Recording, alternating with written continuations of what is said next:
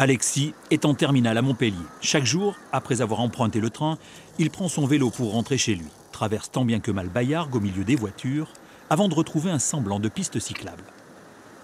C'est la seule partie goudronnée que je peux prendre en étant en sécurité. Un trajet d'à peine 20 minutes jusqu'à son domicile, qui pourrait être une bonne respiration après une journée de travail. Mais ce pont flambant neuf ne dispose d'aucun espace pour les piétons et les cyclistes, une aberration. C'est l'endroit le plus dangereux du trajet là. Ça roule super vite, on est en sommet de côte, les voitures ne voient rien. Ça peut faire peur des fois.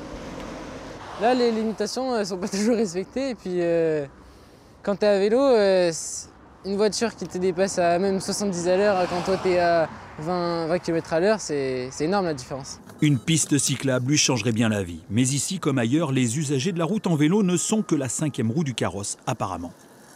Voilà un endroit typique qui a été complètement remanié, revu et corrigé. C'était un endroit très accidentogène.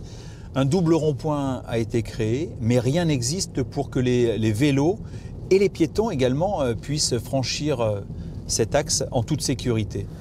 Désormais, les pistes cyclables et les voies vertes sont de la compétence de la métropole et du conseil départemental. Exitent donc les communes qui en avaient la charge. Éric Melin est le monsieur vélo du département. Et si on l'écoute, ces cas de figure, le pont et le rond-point, ne devraient plus exister.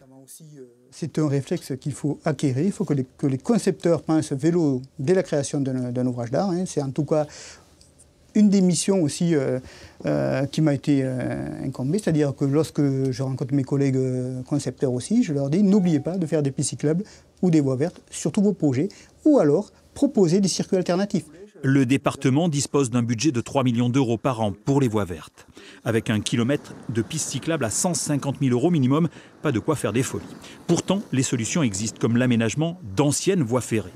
En attendant, ils sont nombreux à renoncer à les travailler en vélo.